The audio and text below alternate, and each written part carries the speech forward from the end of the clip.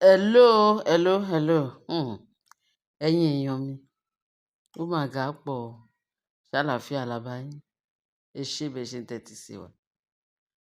Ọ̀rọ̀ àwọn tó lọ bọ́ọ̀gù ṣọ́ọ̀ṣì Naomi, òun mà ní mo fẹ́ sọ fún ẹ̀yin èèyàn mi. Kì í mà ṣe kékeré gẹ́gẹ́ bá ṣe gbọ́. Wọ́n ní àwọn láti ṣé kidnapper náà máa pè wọ́n ní àbáwọn tó máa ń gbé tó máa ń àwọn àránsí gbogbo àwọn àránsí bí yáyà killer ni wọ́n bí wọ́n ṣà ní wọ́n gbébọn débẹ̀. Wọ́n bẹ̀rẹ̀ sí ní destroy church, wọ́n scatter church. Gbidigbidi gbogbo church dàrú jọ́ yẹn, kì í mà ṣe kékeré. Wọ́n níjọ́ yẹn, bá ṣe gbọ́ o, allegedly ni o. Wọ́n nígbà tán débẹ̀, wọ́n ní Queen Naomi dà, Queen Naomi dà. Àṣé Queen Naomi náà wá wá. Ọlọ́run ló mọ nǹkan tó bá ṣe fọ́mọ yẹn. Ọpẹ́lọpẹ́ Jésù. Wọ́n ní wọ́n rí, wọ́n ní wọ́n dẹ̀ bá bọ́ọ̀sì, church bus wọ́n dẹ̀ bàjẹ́, wọ́n fọ́. Wọ́n ní nítorí pé wọ́n wá Naomi láti fẹ́ ṣe ní ìjàmbá ọkọ̀. Bóyá tó bá yẹ kí wọ́n bá kidnap ẹ̀. Wọ́n ní gbogbo mọ́tò àwọn ẹni ẹlẹ́ni tán páàkì. Wọ́n ní gbogbo àwọn jàǹdùkú yìí, wọ́n bẹ̀rẹ̀ sí ní fọ́ gbogbo mọ́tò onímọ́tò. Wọ́n ní ó ba nǹkan jẹ́ o. Wọ́n bẹ̀rẹ̀ sí ní wá Naomi. Wọn ò rí Naomi. Kí Naomi dé sí church, wọn ò rí Naomi. Wọ́n bá sọ wípé, wọ́n ṣe bẹ̀rẹ̀ sí ní wá Naomi nìyẹn. Even àwọn ará ilé gan tí gbogbo wọn ti lọ sí church. Àṣẹ Ọlọ́run ti mú Naomi, Ọlọ́run ti mọ̀ pa wọ́n sí ilé. Ó ní kó máa lọ church pé òun ń bọ̀. Mo rò pé èmi bá sọ, ṣé mo mọ̀ pé prophetess ni. Èmi wá bá sọ pé má lọ sí church yẹn léni. Ló bá fẹsẹ̀ kan dúró sí ilé. Wọ́n nígbà táwọn jàǹdùkú yẹn bẹ̀rẹ̀ sí ní, ìgbà tí wọ́n ti rí Naomi náà bẹ̀rẹ̀ sí ní fọ́ gbogbo nǹkan tó ń fọ́, tó ń ba nǹkan jẹ́. Wọ́n níbi tí wọ́n ti ń ṣe gìràgìtà. Wọ́n ní pépà kan tó fi kọ lẹ́tà. Ṣé mo mọ̀ pé tọ́lọ́run bá fẹ́ mú yàn wẹ́rẹ́ ni. Ó ṣe wá jẹ́ pé ìwé tán fi ń sọ̀rọ̀ Naomi. Pé wọ́n fẹ́ sọ̀rọ̀ Naomi pé níbo Naomi wà, tán fi trace Naomi dé bẹ̀ yẹn. Wọ́n ní àṣẹ ìwé tán kọ fún wọn, ìwé yẹn jábọ́ sílẹ̀ẹ́lẹ̀. Wọ́n ṣe férége nìyẹn. Wọ́n nígbà tán lọ pọ̀ ọlọ́pàá, ó dà pé wọ́n pọ̀ ọlọ́pàá, káwọn ọlọ́pàá tó dé, ìwé yẹn ti jábọ́ lọ́wọ́. Wọ́n ní tí ó bá jẹ́ bẹ́ẹ̀, wọn ò ní mọ bí ọ̀rọ̀ yẹn ṣe jẹ́ títí dèní. Wọn ò ní mọ. Àṣírí wọn tú o. Ní nǹkan tá a gbọ́, wọ́n láṣírí wọn tú.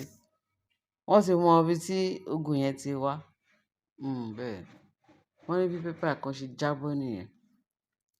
Wọ́n wá wo pépà yẹn tó jábọ́ ní ọwọ́ àwọn jàǹdùkú wọ̀nyẹn. Wọ́n bá rí pé ààfin ni àwọn tó wà láàfin.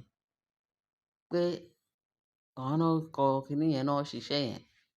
Tí ó bá jẹ́ bẹ́ẹ̀, wọn bá máa mọ ibi tí wàhálà yẹn ti wá. Wọ́n nígbà tí ìwé yẹn jábọ́, immediately wọ́n ti pe kábíyèsí. Pé kábíyèsí, nǹkan báyìí ló ń ṣẹlẹ̀, nǹkan báyìí ló ń ṣẹlẹ̀. Wọ́n ní kábíyèsí fẹ́ dáhùn. Ó ní ṣé wọn ò rí ṣé Naomi ńkọ́? Ó ní wọ́n sọ pé Naomi ò tíì dé sí church. Wọ́n ní bàbá kábíyèsí kò tiẹ̀ fi kan pé méjì. Òun àtàwọn entourage gbogbo wọn. Ó di bó lọ yà mí. Bó lọ yà mí o. Wọ́n ní wọ́n dé palace, wọ́n dé Àkúrẹ́. Wọ́n ní Naomi dà, wọ́n ní wọ́n. So wọ́n ní ṣé ti check dé. Wọ́n ló sọ fún àwọn àti màmá àti àwọn ọmọ ẹ̀ àbí àwọn àbúrò ẹ̀ pé kí wọ́n máa lọ sí church. Pé òun ń bọ̀. Àṣé wọ́n ní Naomi ti tilẹ̀kùn mọ́ rẹ̀ nínú ilé tó ń gba àdúrà. Tó tilẹ̀kùn mọ́ rẹ̀ tó ń gba àdúrà. Wọ́n náà délé. Wọ́n náà bẹ̀rẹ̀ sí ní wá Naomi. Kábíyèsí nìkan tó fi dàbí pé òun gangan fẹ́ ṣu sára ńjọ́ yẹn. Pé àwọn jàǹdùkú lọ church, wọn ò dẹ̀ rí Naomi. Pé kó má jẹ́ pé wọ́n ti gbé lọ. Àwọn èèyàn dẹ̀ sọ pé wọ́n á lọ sílé. Wọ́n padà sílé, wọ́n ṣe délé báyìí. Wọ́n ní wọ́n kanlẹ̀kùn.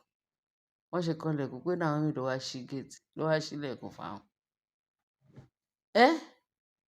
So ilé ló wà. Olúwa ṣeun, Olúwa ṣeun, Olúwa ṣeun. pé wọ́n ní àwọn jàgùdùkú wọ́n wá da ṣọ́ọ̀ṣì rú, pé wọ́n ṣe wọlé tán wá Naomi dà, pé ńgbà tán rí wọ́n bá mú church bus, wọ́n fọ́, wọ́n da gbóngbó sí i, wọ́n scatter mọ́tò àwọn ẹni ẹlẹ́ni tán tó páàkì tán fi wá sí ìjọsìn.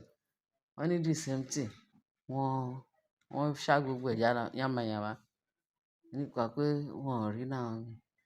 Wọ́n ní kábíyèsí wá ní olórú ọlọ́run wo leléyìí. Ṣé ẹ dẹ̀ mọ̀ pé kò pẹ́ tán tún try ti kábíyèsí nígbà tí wọ́n ṣe sọ fún kábíyèsí, wọ́n ṣe fẹ́ pa kábíyèsí ìgbà tọ́wọ́ wọn ò ká, tọ́lọ́run ò gbà fún wọn, wọ́n wá tún fèsì Naomi. Ṣé ẹ mọ̀ pé Naomi ti suffer gan, ó ti suffer gan, so it's better. Àwọn ogun ọ̀run ló tiẹ̀ ń dá lóhùn, ló ń surround ẹ̀ tó ń ṣọ́. Tó bá jẹ́ òun àtọmọ ẹ̀, àwọn ogun ọ̀run surround ẹ̀ tó ń ṣọ́. Ṣùgbọ́n wọ́n ní bí kábíyèsí ṣàṣe sọ pé ṣé wọn ò fọwọ́ kan, ṣé òde Naomi lóhùn ò lọ sí ṣọ́ọ̀ṣì kọ́lọ́run ti bẹ́ẹ̀mí yẹn ti sọ fún òun pé kóun má lọ. Ṣé rí iṣẹ́ nǹkan tó yọ Naomi gangan nìyẹn o, tí Naomi ò fi lọ ṣọ́ọ̀ṣì. Wọ́n ní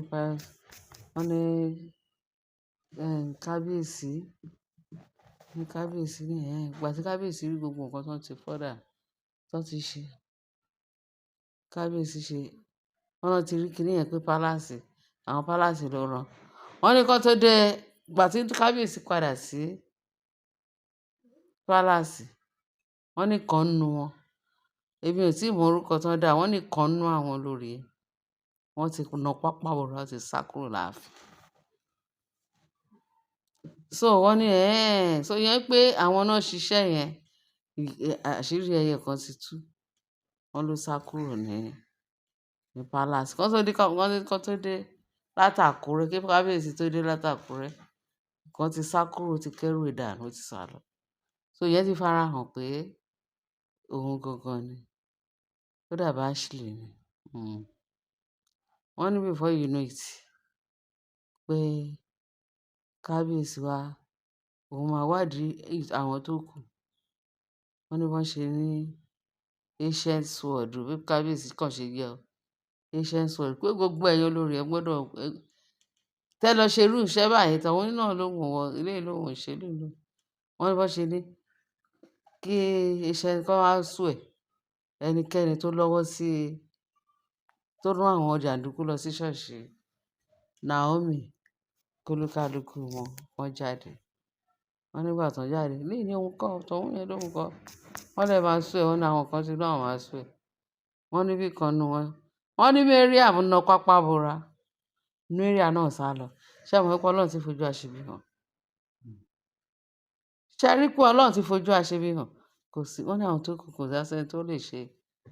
Lọ́sàn ti rí tọ̀hún yẹn ti sá lọ, Ashley ti sá kúrò láàfin kán tó dé. Èyí ìyàtọ̀ rẹ̀ sọ pé àwọn tó kàn á ka wọn mú pé kán ṣe ìbúra, kán mú iṣẹ́ sọ̀rọ̀ kán fi búra tó bá pa àwọn kan. Wọ́n ní Mariam náà ó ki eré mọ́lẹ̀ ó sá lọ. Mo ní kí n gbé sí wa létí ẹ̀yin èèyàn wa. Màá máa fún yín ní àwọn details tó kù tí bá ti ń gbọ́ information. Ẹ mọ̀ pé mi ò lè ṣe kí n má fún wa ní complete details. Ẹ ṣé bẹ́ẹ̀ ṣe ń tẹ́tí sí wa. Ẹ bá mi share, kí ẹ bá mi like, kí ẹ bá mi subscribe. Ọlọ́run á dúró tì wá o. Àmín. Bye.